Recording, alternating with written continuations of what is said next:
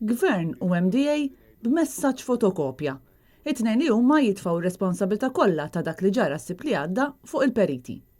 Mistoqsi mill-ġurnalisti għar-reazzjoni tiegħu għall-aħbar ta' tiġrif ta' binja fil-Mellieħa fit-tmiem il-ġimgħa li għaddiet, il-Prim Ministru Joseph Muscat iwieġeb b'dan il-mod. Għandhom raġun in-nies jirrabjaw għax il-Gvern huwa rrabjat ukoll, jien irrabjat fuq dak illi ġara.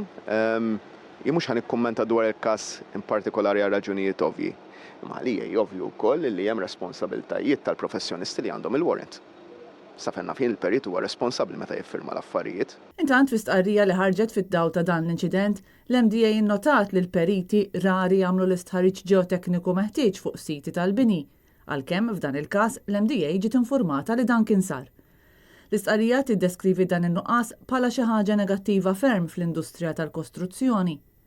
L-istqarrija tgħid li l-MDA se tipproponi lill-Gvern u lill-awtoritajiet li stħarriġ ta' dan it-tip isir obbligatorju bħala parti mill-proċess tal-permess ta' żvilupp, kif isir f'diversi pajjiżi oħra fih dan l-Unjoni Ewropea.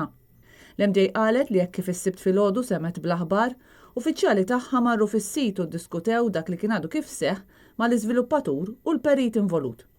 Ir-riżulta li l-iskavar fuq is-sit kien tlesta ftit ta' żmien ilu u l-iżvilupp kien għaddej b'mod normali.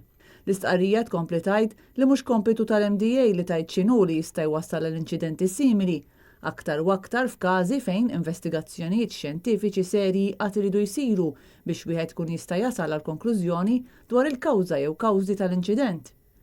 Filwaqt li l-Assoċjazzjoni tal-Iżviluppaturi tissuġġerixxi aktar inizjattivi sabiex jiġu evitati inċidenti oħra simili, tinsab determinata li fix-xhur li ġejjin tikkontribwixxi b'mod pożittiv għat-tfassil ta' kodiċi ġdida dwar il-kostruzzjoni f'pajjiżna.